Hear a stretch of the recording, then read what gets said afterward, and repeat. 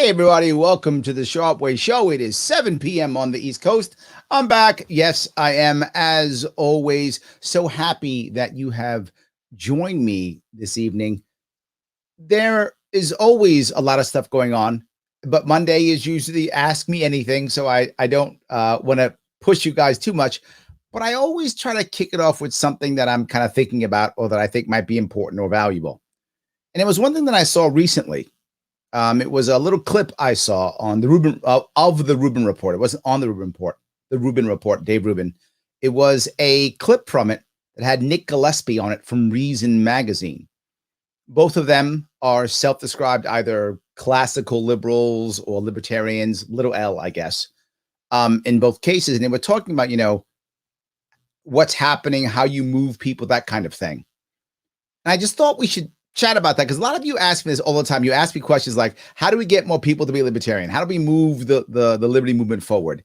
And these are people who kind of self-identify that way and what they think. You guessed it, I'm probably not going to agree, but that's okay. That's fine.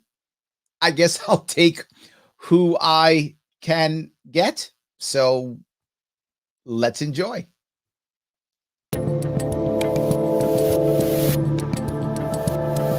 Do you find that there's any meaningful distinction between classical liberal and libertarian at this point? Now, this is the point I want to bring up. A lot of people will say that. They'll say, well, I'm not, I'm a classical liberal. I hear that often. That's a cooler thing to say. And I think we can say that in a way because many people who are liberal have stopped using that word, right? They've moved more. If you're on the left in America, as a general rule, you either call yourself a Democrat or you call yourself progressive, or if you're, you might even call yourself a socialist. So I think the left has changed words. It's rarer to hear someone who's on the left in America to use the phrase liberal. So now you hear many people say, now I'm a classical liberal. But there's an issue here. The common theme here is people don't want to identify as a Democrat or a Republican. So if you're a Democrat, you might say, well, I'm progressive. I'm not really a Democrat or something like that. And I find many Democrats use the word liberal as an insult. Like, those are those damn liberals, but I'm not a liberal. I'm a progressive, or I'm a Democrat, or whatever the case may be. But I also find Republicans who are basically conservatives, but who don't like the left, will call themselves classical liberals. So I feel like that's a phrase we're starting to use now. Am I off with this one? Let's see what they have to say. I don't know, when I started at Reason, we were kind of like, some people were talking about, we need to take the word liberal back, because in the 19th century and really starting in the 17th century, Yeah, because when I start talking about words, the first thing I think about is 19th and 17th century. Way to stay relevant. I'm just saying, I get where he's going with it, but that's not where I would have gone. liberal meant that you believe that people should have more, freedom to decide what matters in their own life. And it was, it was a new kind of position that came in England in political philosophy after, killing the king and beheading Charles I. And you had this brief flowering of liberal political philosophy, which, of course, in the immediate aftermath, and this is worth thinking about, Oliver Cromwell led a successful civil war and revolution. Yes to all these things. I mean, Charles, if I'm not mistaken, was Catholic, and that was one of his biggest issues. The British Isles was becoming far more Protestant. One of the reasons that Cromwell became the Lord Protector, I think that was his title, Lord Protector. So I think that was an issue also. It wasn't just about civil liberties. It was also about religion.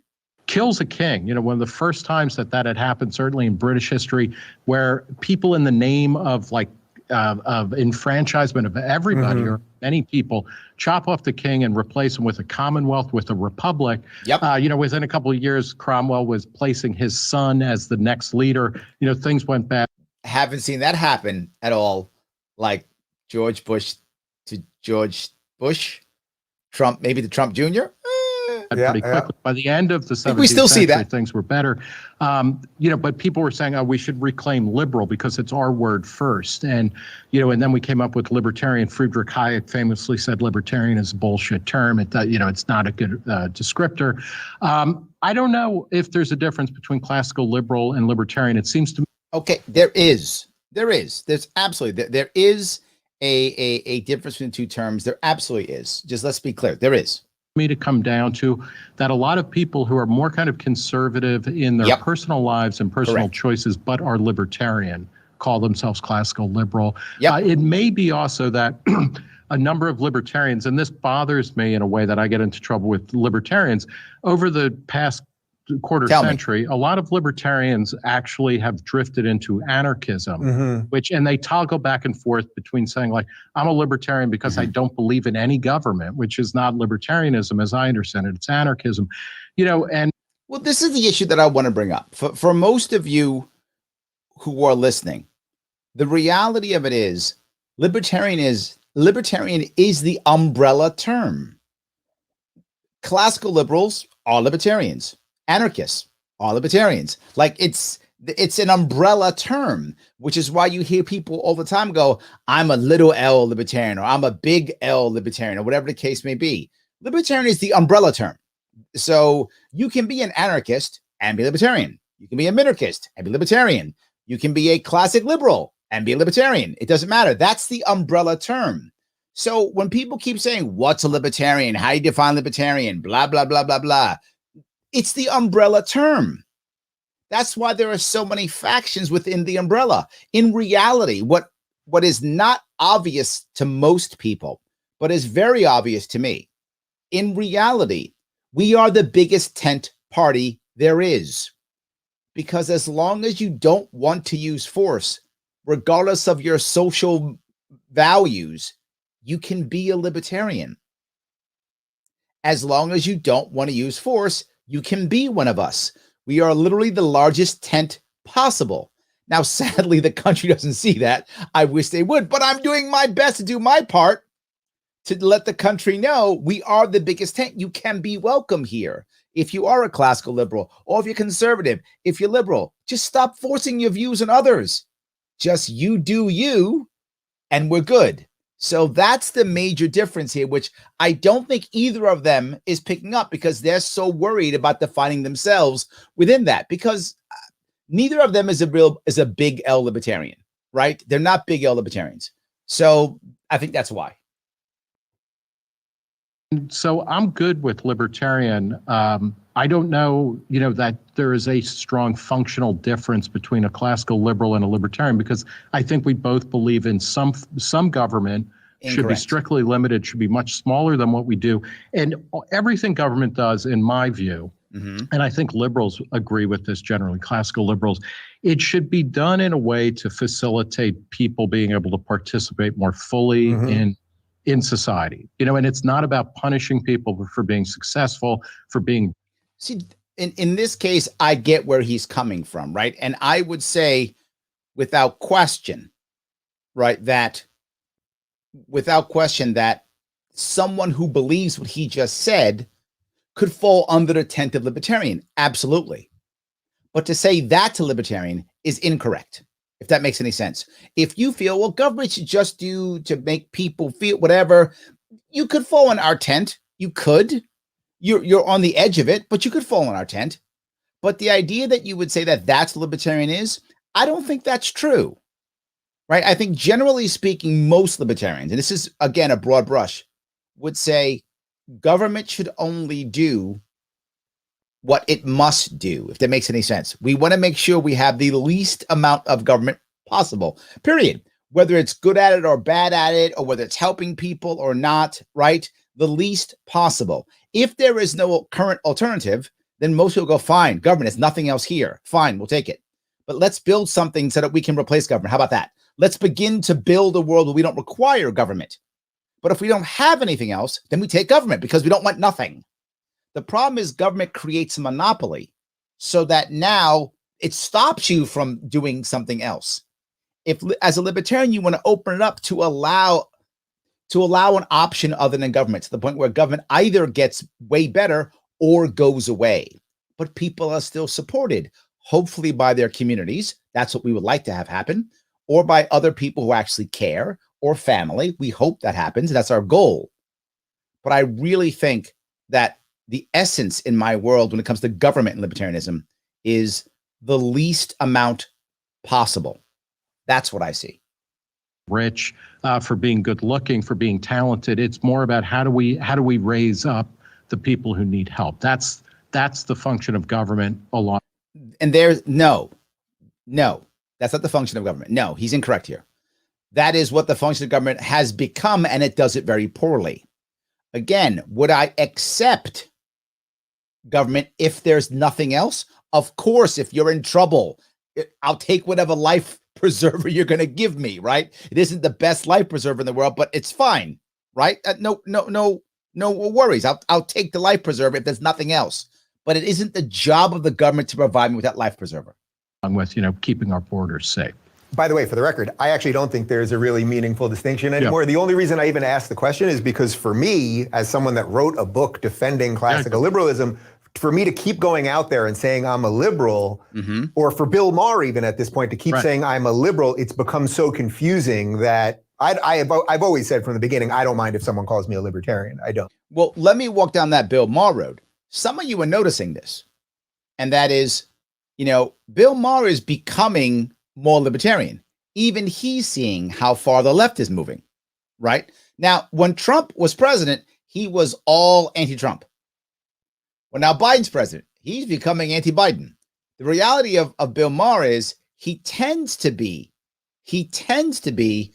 anti-establishment in general, but he's clearly left. There's no question Bill Maher's left, thinks that, Biden was a far better choice than Trump, thinks Trump's the evilest thing in the world. Clearly he's left. There's no doubt. But you do see a streak of libertarianism in Bill Maher that's starting to come out now. You do see that. That's true. I'm going to give Bill Maher his credit. That's true. Yeah, and and we're going through these phases. You recall back in the 80s, and in 1988, George H.W. Bush was able to, get a rise out of a crowd by, calling Mike Dukakis the L word. And stuff like that. And the idea liberal had become polluted, and liberal has faded. I mean, because Democrats either say I'm a Democrat or I'm a progressive. Very true. And I think to the extent that, Democrats, there's a lot of centrist people in the country. I think, 60% of people probably, or certainly 40% of people are roughly in the middle. And I think there's a lot of classical liberal libertarian belief there.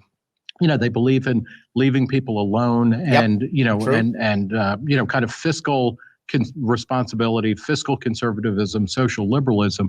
But the left and the Democratic Party, to the extent it gets captured by progressives, it's going to leave a lot more people looking towards the center and towards. Well, this is the part I want to bring up, and you hear this often.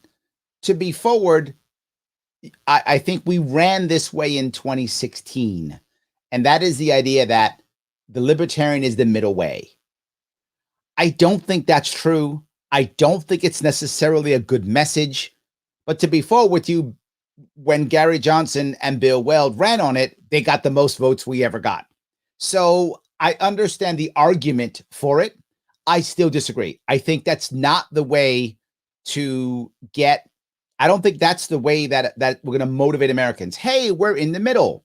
Now, the way, if you remember, for those of you may remember in 2016, how Bill Weld and Gary Johnson ran was that there's a 6-lane highway right down the middle, similar to what Nick is saying now. That was the way they dealt with it, right? See, right down the middle, we could do this. And a lot of people didn't run for it. They didn't. More than ever, right? With 4.5 million votes, something like that. So a lot of Americans did. But I don't think they ran because of that. While we might be in the middle to some people, I think to some people that's true. But I don't think that we can move people by going, we're in the middle. I think we've got to move people by saying we're the healers, we're the people who can have real change. We can turn the country around. I think that's the type of message we can give. We can give power back to people who've lost it. We can make more Davids than Goliaths.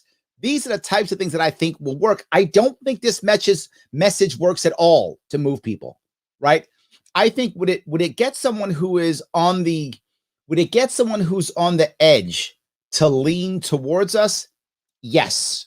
I think it could tip somebody towards us, but to get somebody in to do something, they might vote for us once, like I think we saw in 2016, vote for us once and then not vote for us again. I don't feel like it's a home run. Kind of liberal, classical liberal libertarian position. I keep saying it. I think maybe it's nuts, but what you just described there of sort of the live and let live attitude, I think that it's probably, I honestly believe this, if people could really understand the issues clearly and not get lost in the show, I really believe that's probably like 80% of the country. But see, here's the problem that I have with this. Well, again, I don't want to be negative. I get where they're going with it. I do. The problem is, if you feel like the system isn't working for you, live and let live doesn't work, right? I don't want to hear that if I feel like I'm getting screwed. These people are hurting me. This is hurting me. The economy's beating me up. The corporations are killing me. The government's killing me. Whatever. If I feel that I'm under attack, live and let live doesn't work. It's got to be, I will do something. I will change something, right? Every time you saw the usurper come up, right? The outsider, which in 2008, funny to say it now, that was actually Barack Obama. And 2016, it was obviously Donald Trump. But when you see the outsiders come to the top, it's because they say, I can change things. I can make things different. And you got to believe me. And people believed Obama in 2008 and they believed Trump in 2016. And there we go. Right. The rare example, I think, is with Biden, which was no more Trump. No more Obama. Can we just go back to can we go back to like Bush? And enough America was like, yeah, fine. We'll take Bush. So I think that's an exception. But again, Biden's is literally establishment. Libertarians are an establishment. So for us to make that move, I think we're going to have to say we can make real change. I don't think this is, while it's nice, and again, this might calm people, that it might do. It might calm them.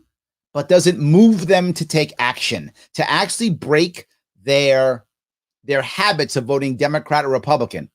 I'm unsure. It may sound nuts, so. but I think it is. I'm curious though, because you mentioned the ANCAP thing, and I'm sure you know Michael Malice, and I love having him on the show. Yeah. I think he's a great, anarchist thinker. Right. I love intellectually that exercise of like how far we can do that thing to end up. And I agree too. And I say this often. If you're going to sit with me and I'm going to be at, say, I don't know, a Libertarian Party convention, and we're going to sit together and have a philosophical conversation, these are wonderful to have. I agree. Let's have a philosophical idea. What could happen? Wonderful idea. But now I'm trying to become a candidate and I want average American to vote for me. Not the right answer, right? This works very well. Libertarians talking amongst themselves, having a theoretical conversation. Doesn't work when I'm trying to get the masses to vote for me. In Mad Max, what is like the sort of line for you where it's like, no, that's too far? It's for me, it's more like I believe in, and this is popular among kind of libertarians. I believe in transhumanism and life extension and longevity. So I'm hopeful that I'm going to live to be like 200 years old. I doubt. I like that. He's older than me. He lives 200. I'm going 250. So I hope he's right. He goes 200. I'm doing 250. So it's hope. But a guy can hope, right? And they're working on it. They're working on it. Even if I live to be 200, I just don't have the time to like start arguing about everything about, okay, this is how we get the government out of this and this and this. And like, I'm in favor of that direction. I think in general, the government is not good at what it does. If you notice the title to this, seeing this will turn anyone into a libertarian. That's clickbait. This isn't turning people libertarianism. People aren't watching this going, my God, I'm a libertarian. Where's that Larry Sharpe guy? That's not happening, right? Where's the LP.org is what? No, that's not happening. This is a conversation that libertarians it's either incompetent or ineffective or inefficient, or it's kind of villainous. One of the reasons you would ask, how did I become a libertarian? And part of it is after I graduated college and before I got in the lucrative teen mag business, I wrote for a bunch of newspapers in New Jersey. I was a reporter, and I would always have to go to planning board meetings. And if you want to turn people into libertarians, like just busload school kids, bus school kids to planning board meetings where not even close to true. When you start busing people to planning board meetings, they don't think I'm a libertarian. They think I could do better than them.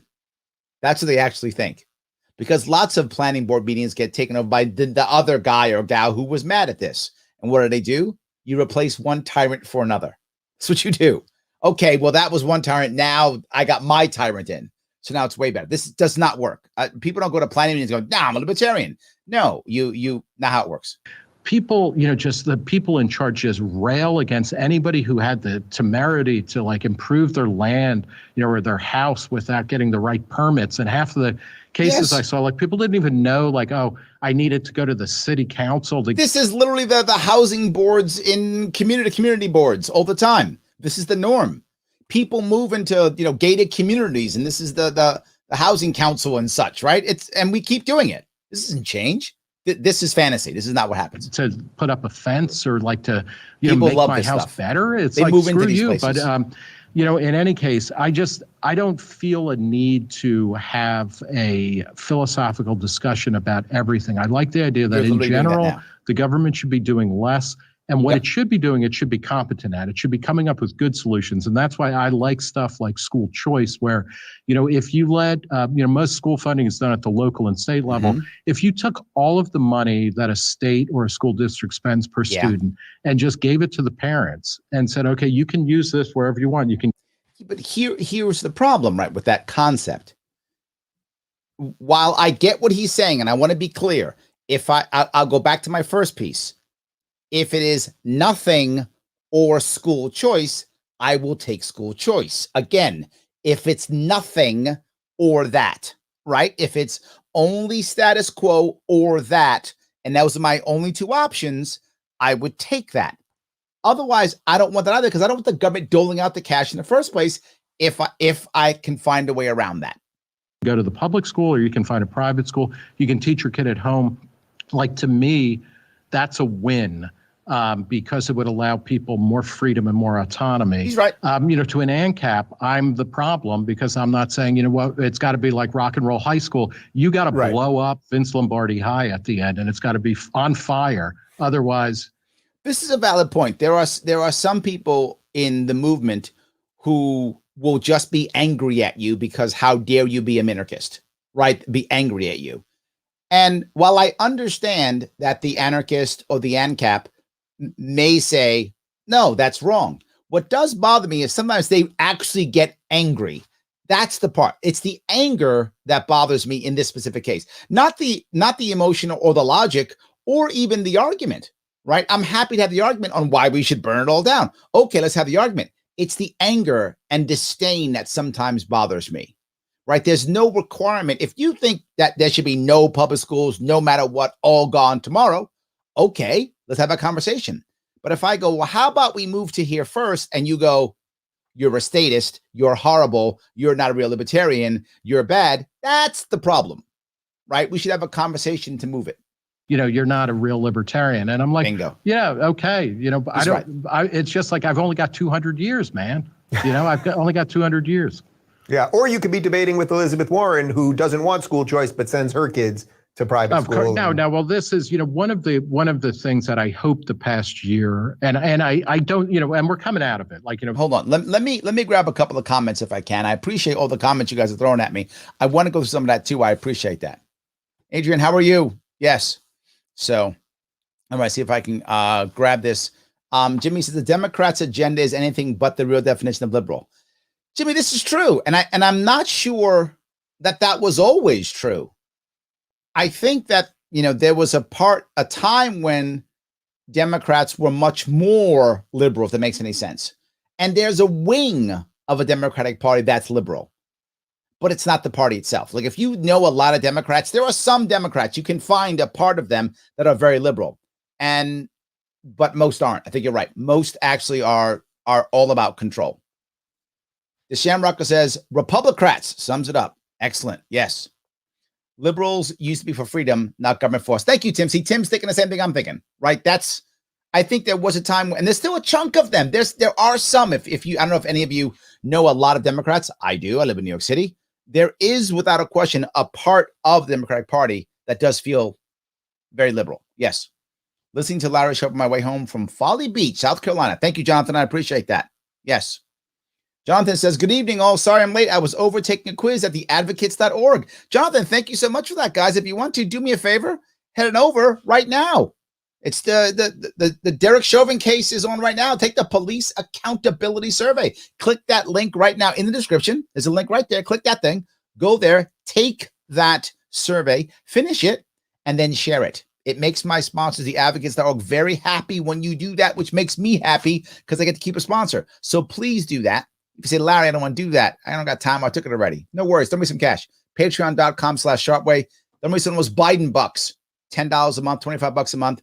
Let's keep this going. If you like what I'm doing, you want me to keep doing it, you want me to get better at it so I can get better stuff, better people, please throw some cash my way. If you don't have any of that, no worries. Times are tight. I get it. Like, comment, share is free. You can do that right now. Like, comment, and or share. I like all of them. And it's free. And still helps me tremendously. So, by the way, thank you for that. I appreciate that, Jonathan. So, see if I can keep going here. Oh, can you please say my name? Yes, Joe Mama. Did that feel good? Did you think you got me or something? I don't know. Cute. Anyway. So yes. Let's see if I can grab some of these. Looks like Repubs are setting up DeSantis as their candidate, none of the Trump family member. DeSantis is popular and he's a governor. So yeah, why wouldn't they? Right? It makes sense. Governors tend to do well in debates. Governors tend to do well in elections. So if I'm a Republican, it's not a bad selection. Not a bad deal. I would do it too. I think it's smart. Yes. And DeSantis at least doesn't hold the same connection to Trump, but still has enough of a connection. So I think people who are Trump supporters would vote for him, and people who hate Trump would still consider voting for him also. So it's not a bad pick for them. It isn't. So, all right. Let's see if I can keep going here. Shannon says, yeah, we are going the opposite direction. Yeah, we are.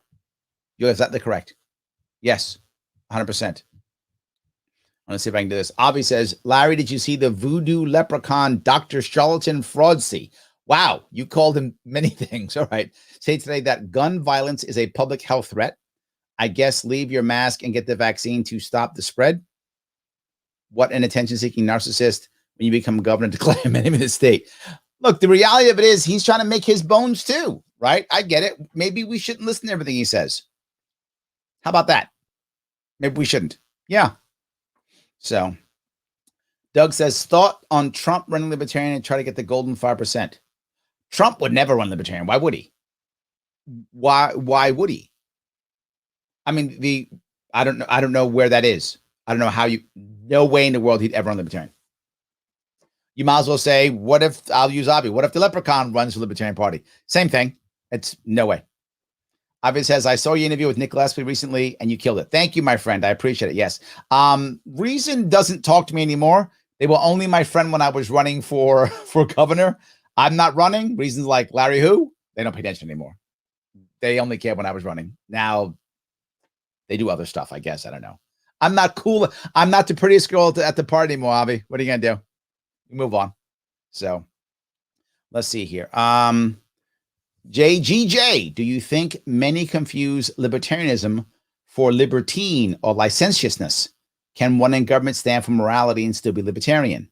I do think some people look at it as libertine. I think that's true. Some do. But I think if you look at the average American, they don't even know what libertarianism is. They don't know. Many of them think, oh, it's the last Republican who called himself libertarian, right?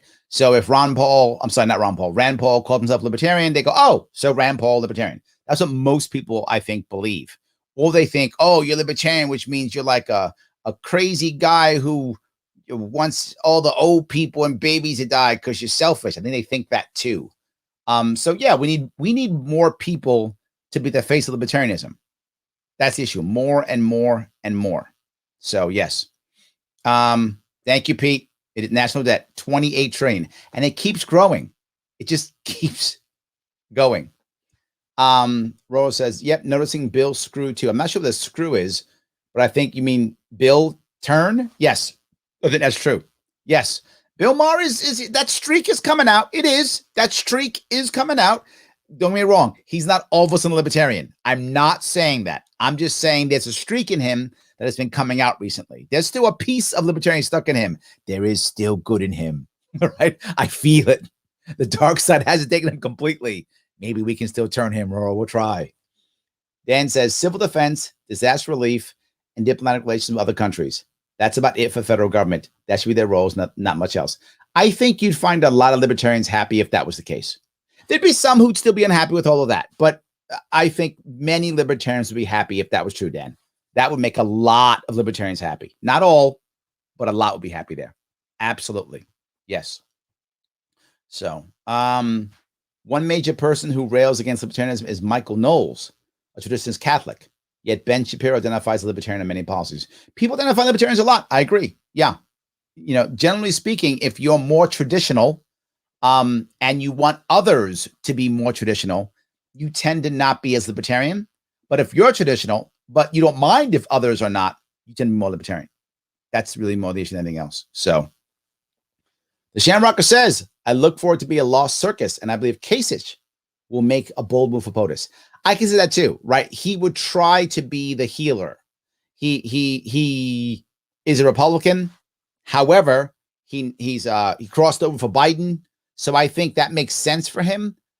I'm not sure the Republican Party will take him. I mean, unless he's going to run Democrat. Do you think Kasich might run Democrat? If Kasich runs Republican, I think he'll get hammered. I think the Republican Party doesn't want a healer. Democrats don't either. To be forward with you, I think either side really wants a healer. So I don't think he'll win. I mean, things could change in the next 3 years. Who knows? But my gut says if he runs Republican, he's going to suffer. If he were to run Democrat, he might. Depends. I mean, depends upon what he'll throw to the far left, and are they prepared to break off or not? If the far left Democratic Party is not prepared to break off, but to hold their nose again and vote for more centrist, Kasich can make a killing. I completely agree. But if the far left's like, no, we want our Bernie, we want our Warren, we want AOC, Kasich is not going to be able to play with that game, that part. That's my view on that. So yes. Adam says Bill came across my feed with a definite change of tone from years ago. It's true. It's popping out. It is. I'm not prepared to say he's libertarian yet. I'm not. Let's hope, Adam. Let's hope. Let's hope that he keeps going. I'm going to hold out hope that Bill Maher keeps going and he actually comes back home. I'm not going to bet on that. I wouldn't if I were you, but I'm absolutely going to have hope. I hope it does. I absolutely hope it happens. Yes. I hope it happens. Tom says, what a weekend Bill Maher showed some libertarianism. He did. And Chuck Todd of Meet the Press referred to us as white supremacists. There we go. There we go. It's, yeah. What are you going to do? Absolutely. P. Clark says, over half of U.S. adults have already received at least one dose of the COVID vaccine. And what percentage do we get our freedom backs? What percentage do we get our freedoms back? No percentage, Pete. We don't get them back. What will happen is they will return our privileges temporarily until they deem it that we've earned, to keep them for a while. Then they don't take them away whenever they feel like it. They've already shown us that they can take away whatever we want. Take it away. Absolutely. So, stand in the middle of the street, you get hit by a bus. Thank you. That's very good. I like that. Yes, absolutely. So Larry, when is your YouTube channel going to offer the tube channel memberships and Larry Sharpe custom emojis and super chats? Soon, Michael. I'm working on it all. You got to give me some time. Soon, I'm working on it all. Remember, I have a day job, so I apologize, guys. I'm still working on that. Absolutely. Avi says 1,000,000%. This is no time to be complacent. Yeah, I agree. Middle of the road. I don't think that's gonna work. I just don't. Is it nice to make people feel calm? Yeah, but if you don't follow it up with something that really motivates them, let me go there if I could, Avi. You could open with that if you wanted to. Like if you were in a room that you thought was anti-libertarian and you wanted to open with that type of thing, yeah, you could open with it, but you're not going to move anybody if you close with that, right? You could open it to just kind of get them to go, okay, I'll listen. But then you got to give them something that's going to give them some kind of change or some movement or something exciting, or you're not going to keep that crowd, right? It's very often people say, oh, we're, physically responsible and socially tolerant or whatever is the thing. In a certain audience, could you open with that? Yes. but you can't. That can't be your message, right? That if that's your message, people aren't going to rush to you. Just not. That's maybe an opening, and that's about it. 100%. In my opinion, it seems progressives, in quotes, have some of the most regressive and authoritarian thinking. That is very true. If you look at what's happening now, it's almost like, I've used this many times. I was just in a podcast talking about this just recently. I've used this analogy many times. Some of you remember the old Star Trek from the 60s, 1960s. Captain Kirk, Mr. Spock. Some of you old enough to remember, some of you aren't. But that was my Star Trek when I was growing up. In the 70s, I watched that reruns on local TV. And I remember an episode there. Some of you remember this episode where there's an alien, and the alien attacks a Klingon ship. Those who don't know, Klingons are the bad guys in Star Trek, right? If you don't follow, right? Attacks the bad guy ship and kills a bunch of Klingons, except for 24 of them. And the ship is damaged to where it's about to explode. The Enterprise, the good ship, comes by, knows they're enemies, but doesn't want to be evil. So says, you know what, we're going to take your survivors on board. So it takes the 24 Klingon survivors on board. The alien comes with them. They don't know it. They can't see the alien. It comes on with them. And then the alien uses alien powers to now decide that all the crew of the Enterprise is locked away below decks, except for 24 Federation people. So it's the exact amount of each, right? 24 Klingon bad guys, 24 Federation people. And then all of a sudden, the alien magic powers turns all the phaser weapons into swords. So they got to fight with swords now.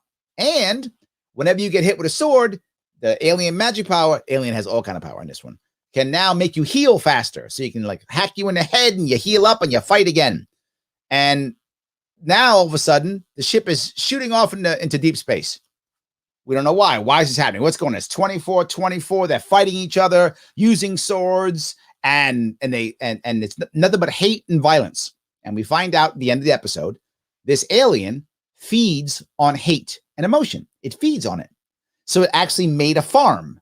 It made equal sides fighting each other in perpetuity. It made a farm. So now it can eat constantly. That's America.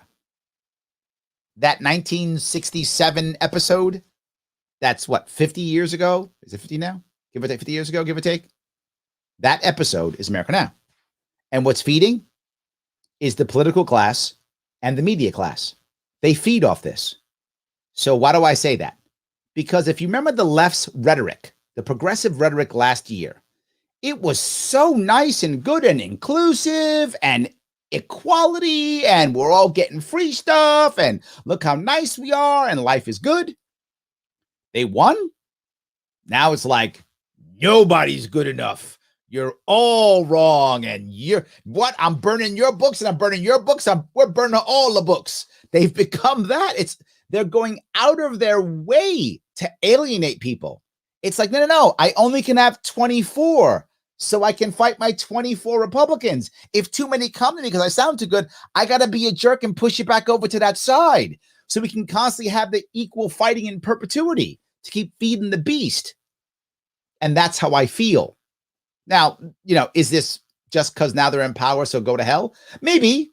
Or was this the plan the whole time? Maybe. But it feels just like that episode. And I'm trying to not be the guy who gets eaten by the alien. I want to be the guy who can break up and bust the farm so we can get free of this alien farm. So I know I went down a long road, bro. It's your fault. I'm kidding. Yes. So Shamrock says, right down the middle, talk, but got that poor attempt at the unity party. Yes. Thank you. You remember that. I do also. Yes, absolutely. Jonathan says, I found common ground with him more than one would expect. No, remember, Jonathan, he used to be a libertarian. If you go back to the 80s and 90s, he even self-identified that way. He's changed over the past 20, 30 years. So he's not the same guy. Well, he's the same guy, but he's changed. That's what I'll say. So that streak is still in him. He used to self-identify that way. Absolutely. So let me grab a little bit more of this if I can before we go to a couple more comments, just so we can wrap this up. everybody's getting vaccinated. And, and the rush to vaccination, by the way, this is a great libertarian win, where it's like, and this is something good that Donald Trump did. He said, you know what, well, obviously the government isn't going to come up with these vaccines. So we're going to give, what seems like a lot of money, several $1 billion to, companies to develop vaccines compared to the trillions of dollars that we have spent on COVID. That's a stretch to call this a libertarian win. That's a stretch. I get where he's going with it. Is it better than trying to spend trillions of dollars and the government doing it? Yes, better. But it's, it's like, do I want, this disease or the other disease, right? So it's tough for me to call this a libertarian win. Can I say what Trump did was better? Yes, I'll give Trump that credit. It was better. I'm not sure I'd call it a libertarian win. I think that's a stretch. Relief that is, mostly going down the toilet somewhere. It's like it's a real bargain, but like that's a kind of libertarian solution where it's like, okay, we're going to incentivize people to do something that's for the public good. All right, that was a stretch. Do I think libertarian solutions are incentivizing people for the public good? Yes, I do think that's true. I would much rather use a carrot than a stick. Totally agree. That's if I'm going to compare what happens now, which is do as I say, I'm government, or go to jail. Yep, that is not libertarian. Relatively, do as I would like you to do, and here's a little carrot. It's better. It's definitely better, and a route I'd rather go down the road. But I'm not sure I would call this a libertarian solution. Right? I'm not sure I would go that route.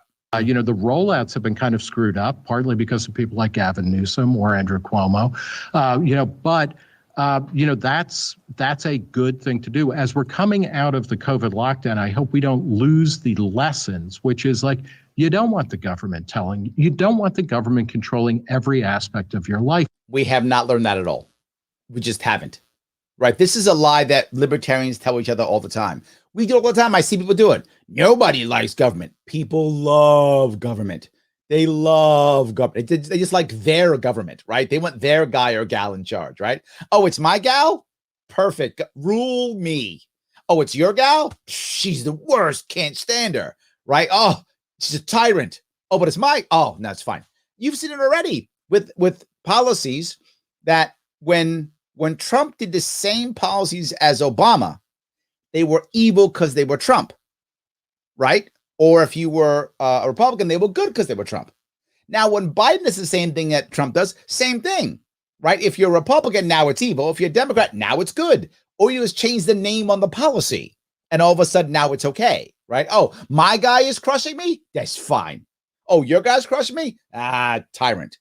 So I don't think we've learned any of this. This goes back to literally what Pete was just talking about. When do we get our rights back? They've been taken. We didn't learn anything. There are still many New Yorkers angry. And we see it. Angry about, well, we got to still wear 17 masks because you're only half vaccinated or whatever. Yeah. Even to the point of saying, you know what, you are an essential worker. You are in an essential business. So, you're a clothing store. Screw you. You're locked down for 3 months or 6 months. You are a pharmacy. So you get to open, for these hours. You're a liquor store. In New York City, at first, liquor stores were not considered essential. That got changed really quickly. But, so like a liquor store, but then another type of store, as opposed to saying. And where is the outrage in New York? This is my point, my friend. Nick, you're not getting this. There is no outrage. Not at all. People are still like, yeah, of course. What's wrong with you? The amount of people who've gone under, and I hear it, and I'm sure if you live in areas, particularly in cities, you've heard the same thing. Well, so you care more about your business than people's lives? That's what I hear. Well, this guy's livelihood's gone. This gal's all her money she had to her family's gone now. She put it all into that business and it's done. Well, she could have been dead. That's the response. That's the response. You know what? If you're following these safety protocols, because we're in a public health emergency, anybody who's. Don't buy that. Don't, Nick, don't. No. Don't. When you say that, it's the public health emergency is the equivalent of saying we're at war. Because once you say public health emergency or war, either one of those two, the government can do anything. And when I say anything, I mean anything. And you know I mean that. Right now in New York State, if you guys have been watching me, I'm talking about my awesome governor, His Majesty, King Andrew Cuomo II, all hail a king. You know I'm teasing when I say awesome. Has now decided that he can tell businesses what their profit margin is, and he can tell businesses what their pricing must be. I don't see people fighting on that. So please don't say that. Following these general rules, they can do whatever they want. They can open their business how they want, etc. That's not how that works. Well, the height of hypocrisy would be that Target and the big box stores remained open, but if you were a small store that sells the same stuff as Target, you were closed. I mean, now you know and the funny part is with that, that's what actually happened. Big business won, little guy lost, and what's the new protocols? There are none. There are none. Absolutely. So let me grab some more of these if I can. David says, keep in mind, there are a lot of people who still don't even know about libertarianism. Also, too, David, I'm doing my best. Guys, help me out. Like, comment, share. Get some more people out there. I would appreciate it. Yes. Dan says, what people don't understand is that both parties are progressive. Teddy Roosevelt, Republican, and Woodrow Wilson, Democrat, were the spearheads of progressive presidency. Yes. We need to run as libertarians versus progressivism and lump them together like they really have been since the dawn of the 20th century today. I'm not sure progressivism is the problem. The problem is overreach. I think countries tend to progress regardless. I mean, unless you have monarchies or something, and then they tend to progress regardless. The question is, are we allowing people to progress or not progress as they feel appropriate? I know people would say, but Larry, don't you want everyone to progress? No, not because I think they should or shouldn't, because they think they should or shouldn't. And I bring up, groups like the Amish as an example, right? And there are others that are similar to that. They would rather not progress. Okay, who am I to tell the Amish they must progress? I'm just I don't care if I'm president, governor, I don't care, whatever. I'm not Lord and Master of the universe, so I don't get to make that decision. I don't get to do that. And I would never take that job anyway, by the way. But the point is, I would make that decision. It's not the right answer for me. The Amish or whomever, you, Dan, me, we should progress as fast as we want to progress. Whatever that is, our families and our community should do so. So I don't know. I guess I understand what you're saying against both of them. I don't know if that lands well. I'm not sure that lands well. It would make us feel like we're trying to stop people from growing. And I'm not. I'm just trying to stop the government from forcing people to grow. They should grow the way they want to grow. So, yes. See if I can grab this. Isn't Nick, Adam says, isn't Nick Gillespie a postmodernist liberal? Actually, I don't know. Maybe. I don't know. Maybe. Michelle says, I got the vax because it was right for me and my family. We are very vulnerable to COVID. If we get it, we could be sick or worse. Not because Cuomo said to. Yes, and that's my point, Michelle. As you know, I've never been anti-vax, ever. I vaccinate my kids. I'm not anti-vax. I'm anti-mandate. You want that? You should be able to get the vaccine. You don't want it? You should be able to say no. Up to you. It's your body, your life, your choices you need to make. And I'm glad that you got the vaccine. Good for you. The issue is, maybe someone else doesn't want to. It is what it is. So Jonathan says, I'm more than likely a minarchist. I am a minarchist by default. In my heart, would I like a completely volunteer society? Of course I would. Of course I'd like a society that way. We're nowhere near there, Jonathan. We're just, and I forgot who said earlier, I don't remember who actually said it, but they were talking earlier about we're going in opposite direction. Yes. We're nowhere near a totally voluntary society, and we're going in the opposite direction. So by default, I'm a minarchist because that's the best I'm going to get, unless maybe I live to what Nick says, I live to 250 or something. I live to 250, we got a shot.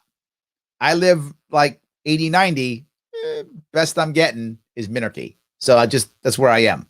So yes. Paula says, good show and a conversation that needs to be had. I am at Kroger's, though, and everyone's looking at me trying to figure out what I'm listening to. you should tell them a very cool show called The Sharpe Way. Yeah, absolutely. Sam says government has two jobs: protect human rights, provide common defense. All the transformations are the jobs of citizens and their community groups. Wow, Sam. Yes, you're harder core than the other guy. Nice. You're harder core than Dan. Dan, he got you beat. He just won 2 things. Dan won like 4. So yes, Sam's harder core than you. You know what? I agree with you, Sam. I do. And I think if the 4 things that Dan wanted were all focused on the 2 things that you want, I think we got a pretty good government. And I think most libertarians would be way happy. And I think in reality, most Americans would be happy as long as, to your point, and you've made a very valid point, everything else moves to communities and local groups and citizens. We have done a very bad job as a nation fostering that in this country. We've been very bad at doing that. And we have to be better. We've got to be better at fostering those local communities and groups and citizens to come up and to step up and support. And we have not been good. And people have done it, don't get me wrong. I'm not saying people don't do it. But if you see every story, it's always against the odds. She was able to create this thing and everyone was stopping him. And then he was able to achieve this thing. It shouldn't be that hard for a community to support itself. It really shouldn't be that hard. But it is. We have to change that. If we change that, a lot of things will begin to change and we'll be able to walk away from government because communities will be able to support people who need help. People fall down. People need help. Communities should be there to assist. And the funny thing is, you know this, Sam. Most people watching know this. People want to help. Like, people want to help. If we provide an environment and a culture to where I can help, most people want to help. Some don't, and that's fine. And there's gonna be some guy that doesn't care and whatever to help everybody. Fine, he'll go off in his farm, and you won't bother him. But most people really do want to help. And when you show them a way and you create an environment where they will, it's amazing how people step up. It's just amazing. So, yes. All right. John says people are inherently stubborn. Self-examination rarely occurs even less as the age gets younger. It's not easy to convert folks to libertarianism. This is true, John. You're right. The way I've always been able to at least get people to hear me is by always talking about 2 things. One, the end game, right? Finding common ground, as Jonathan said, right? Finding common ground, like Jonathan said, and speaking emotionally, not talking about, well, it's my rights, which are true, but it doesn't sound good, right? What sounds good is that we want to protect everybody. What Sam was talking about, protecting people's rights. Yeah.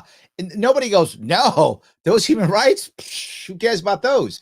I mean, if you say that, then why are we even talking, right? But the average person goes, oh yeah, that's important. That's a good one. Let's do that. Okay. Let me show you a way. So I think you can. It is hard. You guys know, I've been working hard in trying to make something happen in this part, in this movement since 2016. And I said then it was a 10-year plan. And I got 5 years left. It's a long time to have a goal. And my goal is, as I've said before, is to have federal libertarian representation at the federal level by 2026. I think we can do it. It can be done. But to your point, John, it's not easy. If it was easy, it would have been a 6-month plan. It's not. It's a 10-year plan because it's hard. And we keep moving. And I think we can do it. And I hope to see it. I hope you all see it. And I hope my kids live it. That would be nice. So, yes. John, this is, I can't stand the Eurostatus a-holes. Yeah, we need them, but they don't need to be so angry. That's the issue. They don't need to be so angry. Most of the liberals I know are anti-war when it's a Republican war, but when it's their guy, their son. You know, Vendetto, I'm so glad you brought this up. Yes. And Dave Smith brings this up often. He brings this up often, and he's right so much when he says this. He says the left at its best is when it's anti-war. And he's right. Right? When the left is at its best, it's when it's anti-war. The problem is it's so rarely anti-war. But that's when it's at its best, right? That's when the left is out there marching, no war, no this. That's when the left is like, yeah, I'm with you guys. Let's do this. All right, we're on the same page. But when it's their guy bombing people, they go, what war? Who said war? Nobody said war. What's this war thing? They've all of a sudden forgotten. You told if Trump would have bombed Syria, oh my God. Biden bombed Syria? Totally correct. Yes, absolutely. So, David says the Democrats not liberal anymore. Yeah, absolutely. So the Democrats only virtue signal but are disingenuous. I think it's true, but they're good at it.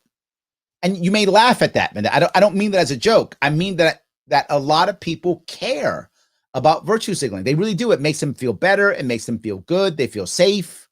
So virtue signaling does have emotional value. And Democrats are very good at it. The progressives in general are very good at it. And it makes people feel, oh, okay. Vendetto does care about me. See what he said. See what he did. He used the right phrases. See, he cares about me. And I think it makes people feel good. And politics is emotional.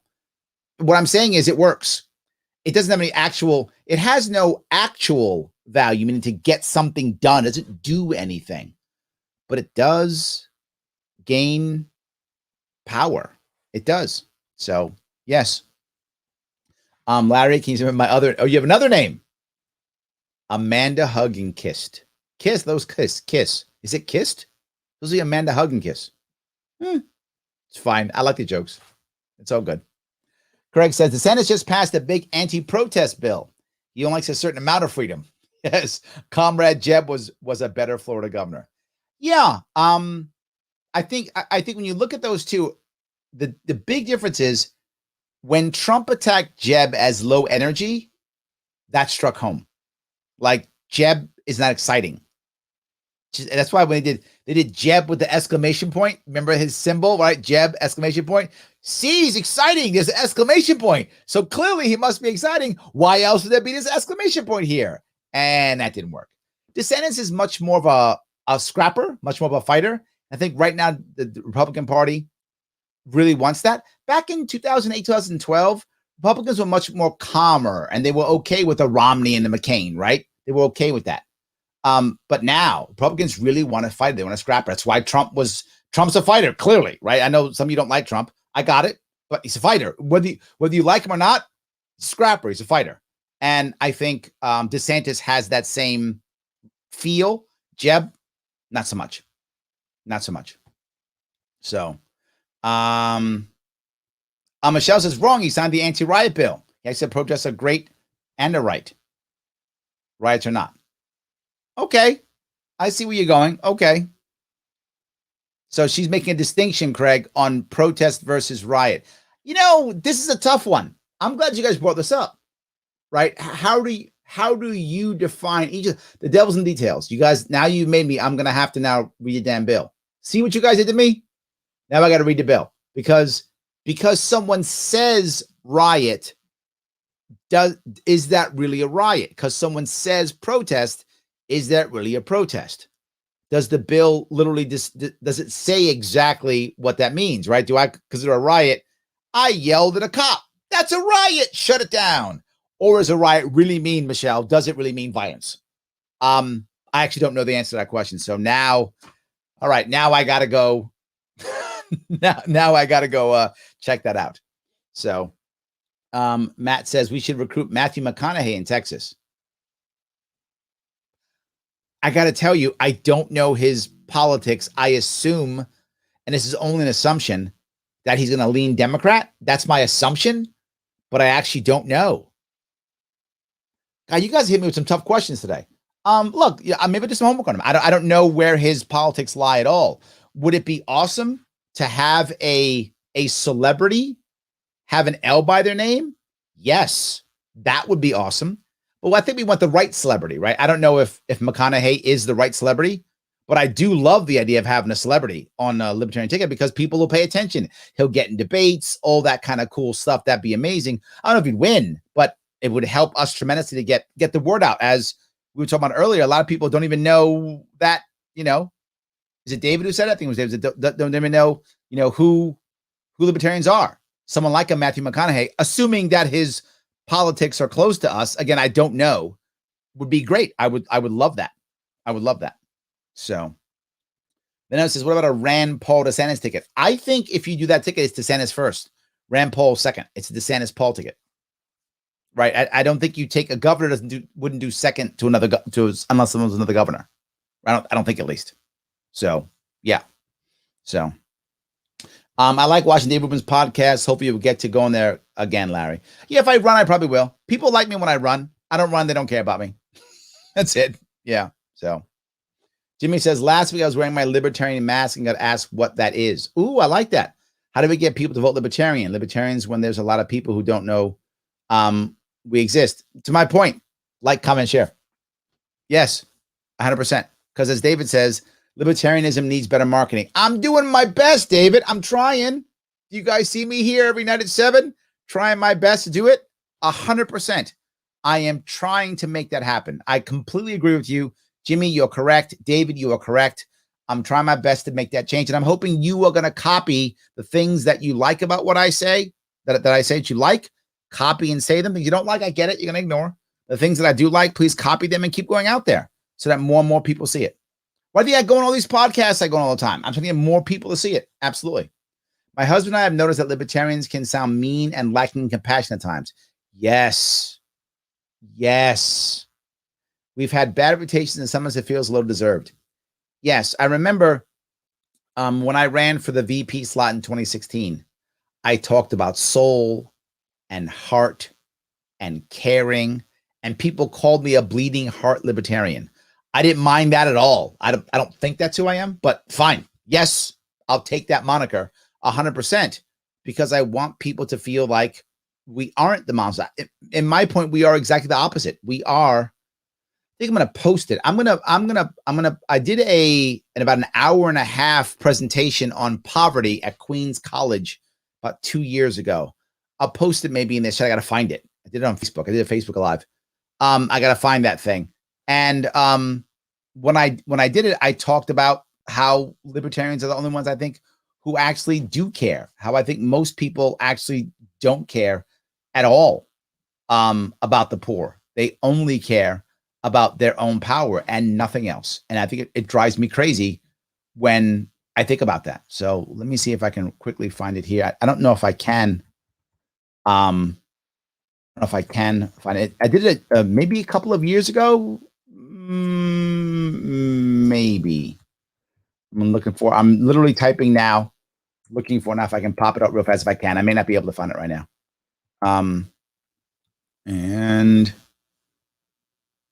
And maybe I can. I think I actually did. Yep, I did find it. Let me grab it real fast. Hold on. I'm going to post it right now for you guys. This was literally, if I can I post it? I don't know if I can. Hold on.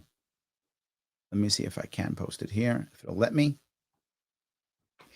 I'll put it in the show notes. I was in Queens College and I did a presentation specific on that to show that we do care, that it is important, that it does matter, and that libertarians do care. Here is a little bit of it. It's on Facebook. It's an hour and 20. About earlier with most of you in the room here, I talked about the idea of a libertarian as someone who is a real third party. We are actually the only real way to fix this nation, to fix this state. There's no. There we go. And this was a couple years ago. So for those of you who want to check that out, please feel free. Is that what you're talking about? Is that what you're talking about? So yes. All right. Let's see if I can grab this. Shannon says, I was under the impression that most of the idiots think the libertarians are just Republicans that smoke pot. Yeah, there's some of that too. Yes, absolutely. Chelsea says, it took me a while before I got on board because I was talking with someone who was a scary libertarian. After listening to you for a while, I definitely got a different view. Thank you, Chelsea. You've just made my night. That's exactly what I'm trying to achieve, right? You never hear me say things like, don't tread on me. I always say things like, don't tread on anybody. I don't scream about my rights. I scream about what Sam was talking about, protecting other people's rights, everybody's rights, right? Everybody's rights matter, not just mine, everybody's, right? I don't talk about things like property rights. That sounds terrible. It's true. I'm not doubting its veracity. I'm doubting its emotional impact. I instead say everyone has a right to find happiness the way they want. It's your stuff. Do what you want with it. It's your stuff. That's different than saying property rights. I change the way I speak often because of exactly what you're talking about. I don't want to be the scary libertarian.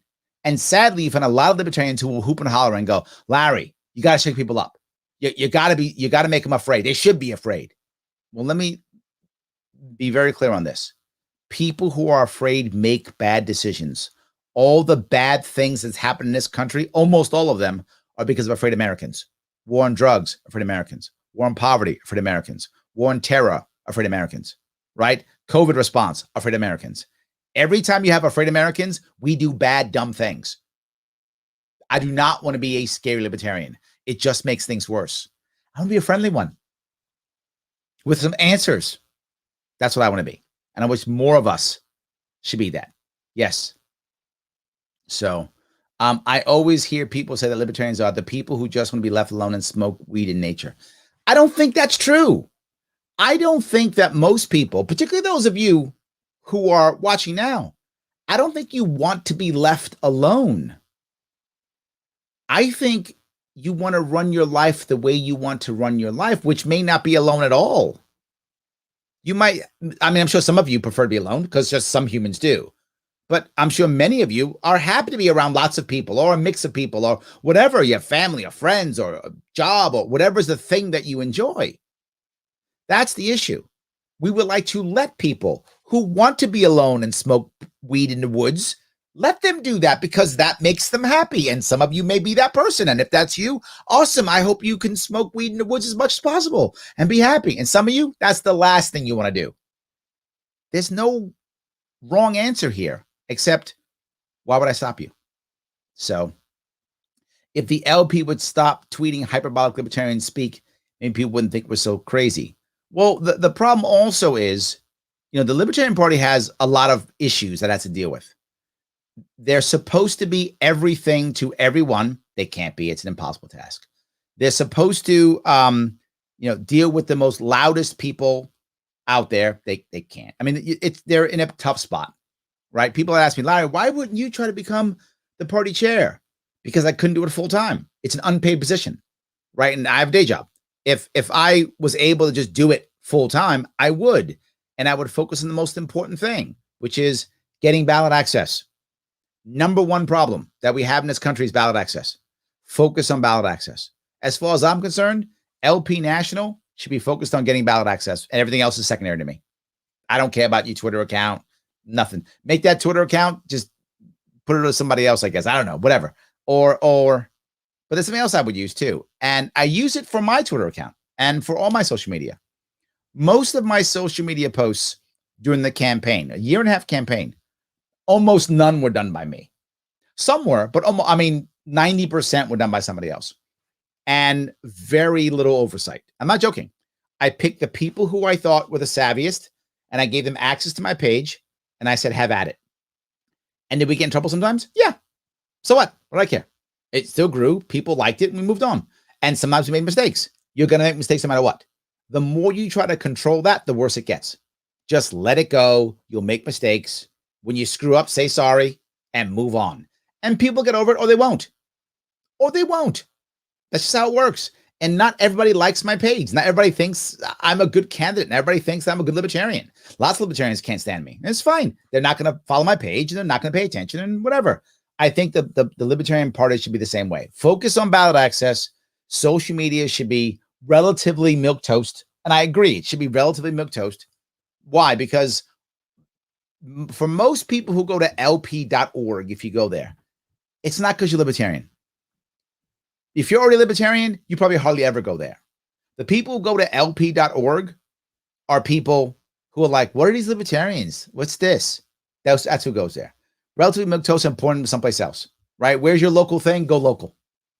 Go local, go local, go local. Or go to, if we're running a president candidate, go to the president candidate ticket. Go there. And that's their messaging. I mean, the DNC is the same way. So is the RNC. We should copy that in that regard. So my view, people disagree. So David says the modern Democrats are social control freaks between quote, unquote, racist math. This made me run from the Democratic Party. I'm not sure that most Democrats are that way. The loudest Democrats are that way. That's for sure. But I don't know if it's a plurality or if it's a majority yet. I feel like, and this is only a gut, I have no data on this, David, so this is just my feeling. I feel like it's not a majority yet. That's only my gut. I think it's a plurality, and I think they're loud, but I don't think it's a majority of Democrats yet. And I say it because I'm hearing a lot of Democrats who are unhappy with where the party's going. They're feeling alienated. I do see that. So I don't believe it's majority yet. It's a loud plurality. That's what I think. And again, no data on that, David. You might be right. That's just my feeling, my feeling from people I'm talking to. So yes.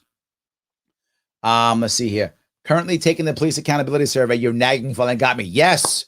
That's why I nag, Elastic Giraffe. That's why I nag. So you'll take it. Thank you. I got a sponsor. I got to keep my sponsors happy. I got to keep someone's got to pay for this stuff, right?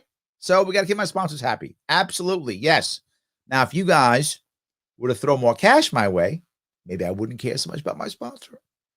But I'm not trying to punish you guys, right? I want to give this to you to the best of my ability, every day to the best of my ability. But if you do want to help out, you can head over to patreon.com/sharpeway and throw me 10 or 25 bucks a month so I can keep doing this. Just so I can keep doing this. Or follow what the giraffe is doing. Follow the giraffe. Just take the police accountability survey. Click on that link right there and take it. Makes my sponsors happy, and it's free. We could do that. And as always, like, comment, share. I can't tell you enough. Like, comment, share is always a good idea. So yes. All right. Let's see here. Junior Brown says, love you, Larry. Love you too, brother. Appreciate that. Vendetta, there's already too much emotion in politics. Politics need factual co-libertarians. Vendetta, I don't think that's realistic. I just don't. I'm not saying you're wrong. I hope that doesn't come across that way. It's not what I'm saying. It's just there's so much screaming and yelling and fear and anger and, oh my God, how do you get away from that, right? And it's in their best interest. I mean, they're making a killing, keeping us afraid. So why would they even want to stop? You may be asking too much, is what I'm saying. You may be asking too much. Pete's with me. Thank you, Pete. Pete, read my mind. Pete, if you're living in fear, you're easy to control. Yes, 100%. Pete's right. Vendetto, I'm not saying you're wrong. I'm just saying you are asking a lot.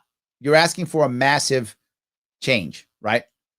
John says, Larry, if you decide to run this summer, the vaccine passport is a ticket to pushing your professional sports team to other cities. I guess the Bills and Sabres to San Antonio, Orlando, or maybe even Birmingham. Really? If you're saying 50% full, you need to look at other options. John, it's a valid issue. It's a valid concern. Yeah. The last thing we need is Buffalo Bills leaving. Then we have no football in New York State. I mean, we have New York teams, the Jets and the Giants, but they don't play in New York. They play in Jersey. We'd have no football playing in New York State at all. That we would have pushed all three out. John, you're making me feel bad, man. Yeah, no, it's a real, that's an issue. And it's an issue for more than just pride. I mean, there's a pride issue there in your state, right? Do you push all the football teams out? There is a pride issue, but there's also a real issue. I mean, people go to Buffalo to watch the Bills play, right? That's a thing where people make money, where people enjoy their family life, family time, friends. I mean, that's a thing. Why would we want to get rid of that? I mean, I wish the Giants were still playing in Yankee Stadium. When I was a kid, for 1 year, the Giants played in Yankee Stadium. It was the coolest thing. I was probably maybe 6, 7. I was a kid. I was in elementary school. It was amazing. I love that. But anyway, I wish that they would come back, and that I don't see them coming back anytime in the near future. But yeah, no, thank you for this. I think you're totally right. Yes, we have to worry about that. Yes. So, no cases won't run Democrat. I look from the Ream at the party. That's a challenge. I would be surprised if he could do that. That's a challenge. But look, I don't think people do believe they can do these great things. So I'm sure he'll try it. But that's a huge task.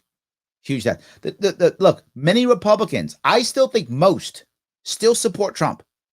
So Kasich would have to either get Trump on his side within the next 3 years, or somehow make Trump irrelevant in the next 3 years. Not impossible, but man, that's a tough one.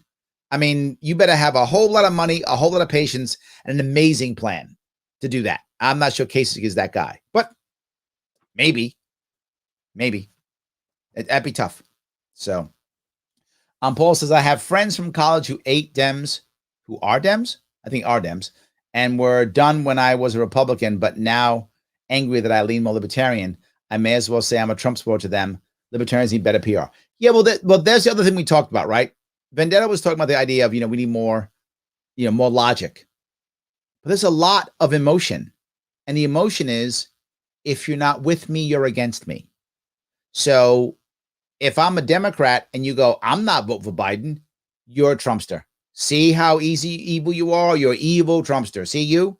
If I'm a Trump supporter and you go, I'm not voting for Trump, you're a horrible socialist. You're a terrible socialist. I think it's, if you're not with us, you're against us. That's the current emotion. And again, to Vendetta's point, not logical, because you could either not vote or think something else, or be a Republican and not support Trump, be a Democrat and not support Biden. You could be those things. But yeah, absolutely. David says, Larry, you white supremacist, you. Sadly, I've been called that. Yes, I have been called that, David. You're not the first person to call me that. So it's more than once. Yes. So yes. Vendetta says, you don't get freedom back by giving freedom away. Yeah. Absolutely. Yes. Absolutely. Aaron, would mass noncompliance work? My concern about mass noncompliance, it only works if it's mass, right? That's the issue. And it isn't. There are still too many, and I'm speaking specifically for New York. That's what I'm speaking for, New York State. If you don't live in New York State, it may be different. But what I know is most people want to comply. There were 2 recent polls that came out about my governor, His Majesty King Andrew Cuomo II, oh, hail the king, that even with all he's done, 51% of New Yorkers do not want him to resign. And about 57%, something like that, think he's doing a great job with the pandemic. Still, how do you get mass non-compliance with that kind of population? And I go, Larry, those polls are wrong. Not in my city, they're not. In my city, they're on the money. Most people I know, it's like, oh, he's great. I know. Yeah, like, I know he beat those. I don't care. I know he did this, but so what? They don't care. They don't care. Would it work? Yes. But you have to have actual mass non-compliance. Again, I'm talking New York City specifically. Non-compliance in New York City gets you jailed and fined, and not by the cops, by your neighbors. Your neighbors call you in. Yes, the Karens and the Gestapo here in New York, they literally call you and go, oh, there's that guy not wearing a mask. Get him, cops. So when you have that environment, I don't know how non-compliance works, Aaron. You have to change the environment, which is what I'm trying to do with shows like this, and others are doing this too. I'm trying to get the average person to go, when that non-compliance thing comes, I'm in. And right now, I think it will be a minority. It'd be maybe 15%. You do that, 15% just gets hammered, and everyone else laughs. So yes, in theory, in practice, we're not there yet. We're just not there yet. So anyway. All right. Forgot to say happy anniversary to you and Mrs. Sharpe. Thank you. Yes. Yes, we had our 19th anniversary last Friday. My wife and I have been together over 20 years, married for 19. Somehow we survived this. To be forward with you guys, it wasn't all awesome. And I'm not talking on attorney. She knows that. We've been very open. And I'm very open with this also because I want everyone to know that I am just human, that my marriage has been in the rocks more than once. I've probably almost been divorced 3 times. But we somehow stay together because there were people ask me how. There are many reasons why we stay together. But the number one reason my wife and I stay together is because both of us still want to be together. And that sounds cheesy, but we wanted to stay married. We wanted to be with each other. That was the number one issue. And when we would have those conversations and literally ask the questions, and this is what I do constantly. You see me talk this way. Do you want the same outcome? If the answer is no, why are you together? And every time my wife and I went down that road, did we want the same outcome? Yeah. We wanted the same outcome. So we had to work our way together to get that outcome. And that was not easy many times. And I take full responsibility for my part of this. It's no failed relationship. This will make some of you unhappy, but no failed relationship is only one person's fault. It can be the majority somebody's fault. That's for sure. It can be a big chunk somebody's fault, but it's always two people's fault, no matter what. No matter what. If it's a relationship, maybe you shouldn't have got into that relationship. Maybe you should have bailed earlier. That might just be that. Maybe you shouldn't have thought what you thought. I've had all those same issues in my relationship. All of them. Struggles, problems, issues, all those things. But yes, we've survived 19 years and hopefully we'll make 20. I hope so. Again, married 19 as of April, a couple days ago. And together since December 1st, 2000. So this December, 21 years together, 19 years married. So yes, thank you for that, by the way. So, all right, let's see if we can do this. Fox is reaching more libertarians. They were pretty hostile to Ron Paul when he ran for POTUS. Yeah, I don't know. The issue you have that the mainstream media is having now is it doesn't know where it's going. CNN's getting beat up badly. In my view, CNN is almost unwatchable now.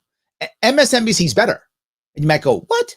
Yeah. And the reason why I say it is MSNBC doesn't pretend. CNN does. CNN pretends it's neutral. MSNBC doesn't. Like, if you watch MSNBC, you know what you're getting. Like, it's there. Fox, same way. Fox leans right. MSNBC leans left. We know it. We got it. You turn that show on, what you're getting. CNN thinks it's not, acts like it's neutral. Unwatchable. Just say it. Just be like MSNBC. MSNBC's like, no, we're left. That's who we are. That's what we're going to be. Don't turn on this TV station if you don't want to hear that. That's who we are. Fox, same thing. We're on the right. And if you don't want to hear that, don't turn this on. CNN's pretending. And it's just I feel almost unwatchable. And I have to watch news. And I'm literally turning on MSNBC more than CNN now. I just give me the spin, MSNBC. I'm good. I got my spin glasses on. I can watch it. And we're good. I can't do it with CNN anymore. It's just it's the lying that drives me crazy. Like, please just stop. Anyway, I'm going a little crazy, but yes, they're desperate. They're trying to find out what's going on. So, all righty. See if I can keep doing this here. Maynard says the authoritarian globalist cabal is already planning to switch to climate lockdowns when they can't milk the China virus anymore. Really? Are you teasing me? There's a climate lockdown? Maynard, I hope you're wrong. I don't want to hear that. Oh, you're teasing me. I hope you're teasing me. I don't want to hear that at all. I really hope that you're either teasing me or you're wrong. That would be terrible. I guess I could see it, but I have to find the right answer. Like, how do you they've got to justify it in some way. They can't just go, stay in your house. There's got to be I don't know, the hurricanes come in or whatever is the thing. God, I hope that's not true. Sam says, there will always be a new strain. Yes. Will be the mindset behind keeping rights taken away forever. 20 years since 9/11 and the Patriot Act is still in force. Sam. Yes. Well said. Yes. Perfect. Yes. 100%. Yes. All right. Let's see if I can go down here. Mirror. Oh, yes. Yes, of course, Mirror. Great episode. Thank you. Some of you get that, some of you don't. It's fine. So yes, I think more anti-establishment than many, and only bad politicians on both sides are the ones designed to sip the swamp Chablis. Ooh, I like how that sounds. That sounds amazing. Yes, I just got Jay's into Star Trek. I remember Jay gave me that shirt.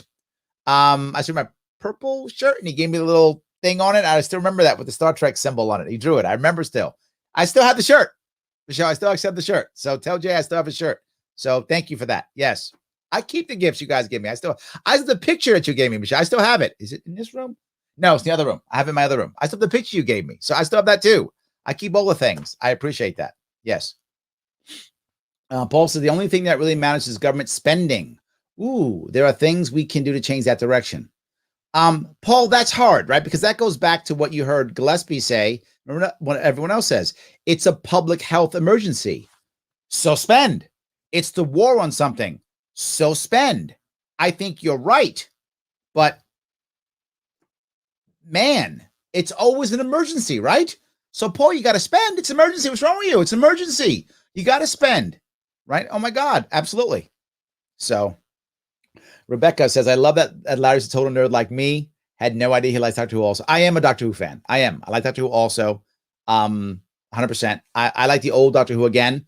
The new one's fine too. I brought my oldest daughter into the Doctor Who world, and she actually liked some of the new Doctor stuff because it was scary. For those of you who watch Doctor Who, the new Doctor Who was far scarier than the old Doctor Who was, and that kind of turned my daughter off a little bit because it was a little bit too scary. But the old Doctor Who wasn't scary at all. But the glory of the old Doctor Who is it was British, so they didn't spend any money on special effects, obviously, but they spent it on writing and storytelling, and it was very good storytelling. And a lot of the allegory there still comes to this day. Their sci-fi stuff was terrible, but the concepts were good. I mean, they created a sci-fi character that doesn't have a gun, right? A sci-fi character that wants to save the world without killing. I mean, that's amazing, right? No laser gun, no destructo beam, none of that stuff, right? No fighting, beating people up. You know, he used his wit and his intellect and his words to win the day for years. It was the longest running sci-fi show in history. I think it went from 60 something to 89. Then it was gone and came back 2000, I think, and it's still going on now. But the most recent one just trashed it. And the last Doctor was bad. So what are you gonna do? But yes, Doctor Who fan I am. Thank you so much. Appreciate that. So, all right. Let's see if I can do this here. Aren't libertarians against everything big, both big government and big business? 100% yes. And big tech? 100% yes. Absolutely yes. If Larry mentions the Gorn heads from Star Trek, we're going to give the same response Ricky Gervais gave to Ben Stiller when he mentioned it. What the F is a Gorn head? It's not a Gorn head. That's incorrect. It's called the Gorn. The Gorn. There was one. That was the enemy that Captain Kirk fought on a planet. And he had to fight. There was some alien decided that the two guys had to fight, and whoever would win the fight, their ship would be saved, and the other ship would be destroyed. But Kirk uses his intellect to create some kind of bazooka and blows the Gorn down, knocks him out, and then has to finish him off and refuses to kill the Gorn. So I will not kill the Gorn head. Gorn, I will not kill him. I've knocked him out. I won't play your game. I won't kill him. Even though he would kill me, I will not kill him. And of course, the aliens go, you're the greatest, and you could all go home, and life is good. That's how things ended in the 60s, I guess. So thank you for that. It was called the Gorn. Yes. So anyway, BKNY says, I don't want to ever see another milquetoast campaign ever again. It's time to have bold liberty message. They already think libertarians are crazy. I think there's some validity to that, right? I don't think we need to go crazy. There's the problem, Mr. BKNY. I think there's the issue. There's a challenge. Being bold without being crazy. And that's hard. That's not an easy thing to achieve. I think we can do it, and we should strive to do it. The reality of it is, when we make the error, we should not be our own worst enemies, right? So if I try to do this kind of campaign and I screw up, I don't need every libertarian going, oh, there's Larry Sharpe being terrible. If you've ever noticed, I try my best to practice what I preach. I do. There were many things in the last campaign I was unhappy with. Did any of you ever hear me badmouth the last campaign? You didn't. I kept my mouth shut. I said nothing. As I told people, I'm going to vote for Joe Jorgensen, which was true. But I never attacked the campaign. Now I do sometimes after it's done. Now I do sometimes. But when they were doing things that I couldn't stand, not a word from me. There's an option, and that option is say nothing. It's a choice. I chose that. I kept my mouth shut. When good things came out, I said, oh, that's great. When bad things came out, I went, that's all I did. I just, nope, I'm going to walk away. That's it. Nothing to say. Keep my mouth shut. That's what I did. And I would hope that when we try to have that bold liberty message and we make a mistake, because we're humans, we will screw up. And when that happens, I hope libertarians will just go, all right, just shut up and hope he fixes it. That will be the right move. But if we eat each other up, it's going to get worse. So yes, and challenging. Absolutely. So, all right. Let's see. Let's see here. Frank Gale says, how about the ST episode where the aliens have different black and white faces? Yes, absolutely. It was a great one. Yes. It was I'm black on the right side. He's black on the left side. Completely different race. That was very nice. Oh my God, we're doing Star Trek stuff. The triples. Yes, 100%. Yes. I love that. Obviously, Libertarian all-star team. Larry Sharpe, Ron Paul, Dave Smith, Pete Schiff, Miles Ture, Austin Peterson, Jay Stapleton, Malay Faustin, Lou Perez, Lou Gomez, Tom Woods, Vince Vaughn, Big Boy from Outcast, and John Stossel. I would like to get Vince Vaughn back in the game, and Big Boy too. I think neither of them is really in the game. I wish they were. I wish they were in the game. Yeah. I think this all stems from academics purposely mislabeling ideologies. For example, liberals using the word neo to mean bad. Oh, Adam, I think that's a very good catch. I hadn't thought of that. It's funny, name my company's Neo Sage. I'm the bad sage. So, yeah, I hadn't thought of it. They do use neo to mean bad. It's a backhanded, right? It's not open, but yeah. Huh. There we go.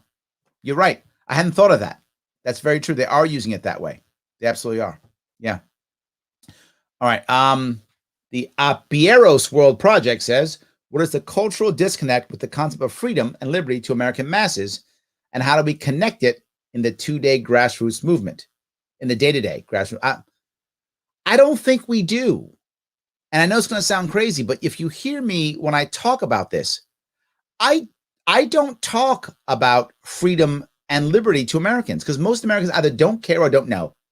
I don't talk about it. I just give them libertarian answers to their problems. I talk about what's right and correct. I try to retain the moral high ground to the best of my ability. It's rare that I ever bring up ideas of liberty and freedom because most Americans don't get it in day-to-day life. What I talk about day-to-day life is how do I get a mom who's a single mom who has two kids, how do I give her an opportunity to work if she wants to work? In the current environment, she'd be a fool to work because she's going to lose more money and spend less time with her kids because she's going to lose her benefits and then have to pay childcare. Why would you work? The system is set up so that you can't work. But I would instead talk about, hey, don't we want to give women, men too, but in this case, the vast majority of child responsibility is still to this day on women. So don't we want to give that single mom an opportunity to work if she wants to? And they go, well, yeah, of course we do. Let's create an environment where if she wants to work, she's a chance of getting out there, keeping her career intact by still being part of her world if she has a career. She doesn't have a career, then instead to start working and learning stuff to create a career, to give that choice. At one point, her kids are going to be old enough to where she doesn't want to be home with kids anymore. Probably. I mean, she may want to stay home, but odds are she's not going to want to. She's going to want to go out and do something. Let's set her up now. And they go, oh, it's great. Yeah, that's day to day. Talking about plans and ideas that will make that happen, right? How do I get someone who's out of prison to not be on the dole? How do I get someone who's out of prison to have a second chance at life? Don't we all want a second chance at life? And they go, yeah, of course. Boom. Only libertarians talk about that. So I think that's how you do it, through things that affect people directly. I think that's how we do it. Sam says, Joe had just that campaign. It bombed, really bombed. Gary had 5%. Joe had at most 1.5. Good candidate, bad campaign. Rhetoric campaigns and work for third parties. Sam, I say it all the time. All the time. Rhetoric, useless in the third party campaign. Useless. Works well for us. We like it. We're libertarians, right? We like it. Yeah, give us the government bad. And we clap our hands and go, great. Oh, amazing. And no one else cares. Got to have ideas. This goes back to BKMY, right? You got to be bold, but it can't be crazy. You got to find that line, right? It's one of the reasons why I use the regulate like onions idea for cannabis. I use regulate, the word that the average person goes, oh, good, regulate, great. Then like onions, something that has almost no regulations. There are some regulations on onions, but relatively compared to a drug, there are none, right? Compared to a drug. So I was like, regulate like onions. Like, oh, that was an idea that was bold enough, but still understandable enough. It was comfortable enough for people to get and understand. This becomes the challenge, right? When I talk about my immigration policy, what I talk about, 2 Ellis Islands, that becomes comfortable enough. That becomes understandable enough. That becomes acceptable enough. Oh, I know the Ellis Island thing. Okay. 2 of those on the border. Oh, so I'm constantly trying to do that, Sam. You're totally right. You've got it. You can't use just rhetoric. You've got to be bold enough without seeming crazy.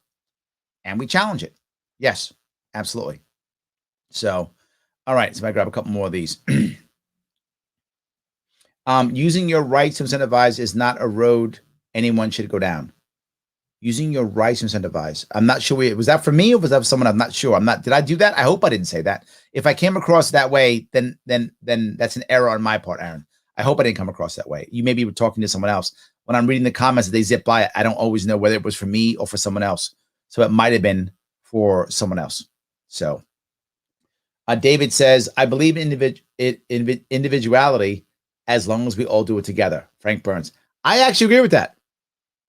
Meaning, let's all be individuals, but we can all be individuals together. It's voluntary. To be forward, I don't have a problem with you being, there are libertarians now, and some of you may have, if you spend time in our world, there are libertarians now who literally want communes, but they want the government to leave them alone. They want to go and have a commune. That's awesome. Good for you. People voluntarily want to join a commune. All good. Just don't force me to do it. They're being in it all together. We all have our individuality. You've decided that you want to share it with others. Good on you. Yes, I actually agree with that. I'm in. Yes. So Matt says all businesses are essential to those who depend on them for survival. Yes. 100%. Yes. Absolutely. Avi says, Larry Maj today was on Fox News as we talk about promoting urban gun ownership. Yes. He gave a shout out for using Libertarian Solution. Larry and Maj, the godfathers of urban libertarianism. As you guys know, I'm a big Maj fan. I am big Maj fan. Support him. We need more people just like him. We need him and more like him, without question. We need people who aren't afraid to go out and say things, do things, take action. He's out there doing things, saying things, making moves. We need more people like him. Absolutely. Yes. 100%. 100%. All right. See if I can grab a couple of these here. Let's see. So many of these, not all of these hit exactly right. Maynard says, JoJo burnt the goodwill of a big portion of libertarians' base when she virtual signaled to authoritarian communism. Yeah, that was a tough one, Maynard. But if you notice, I didn't say a thing then. People were all over the place, and I was like, nothing. I said nothing because what I was going to say wasn't going to help. And I talk all the time. If I'm going to say something, is it helpful? Nothing I could have said would have been helpful. So I just shut up. I said nothing. But yeah, that was bad. Did not go over well at all. And the response wasn't even good, right? The response wasn't even good. So yeah, I just let that go. I'm gonna walk away. People hear progressivism and think only the social issues, not the economic issues. Oh, Rebecca, you're right. That's a very good point. That is a very good point. I think it's true. People do go, oh, progressive. That means like you like gay people or something like that. They go right to that. They don't think about economics at all. I think you're right. And they should, because very often they will go hand in hand. And you should think about all of those. You know, you really should go through all of those. Absolutely. So, all right, guys, I want to say thank you so much for today. I'm going to have to take off, take care of a couple things. My show, A Free Solution radio show, will be on tomorrow at noon. I will be back here tomorrow at 7. Thank you guys so much for everything you put out, all the comments that you dealt with. I appreciate all of that. Please keep coming back. Please keep like, comment, and sharing. We can do better. I'll see you all tomorrow.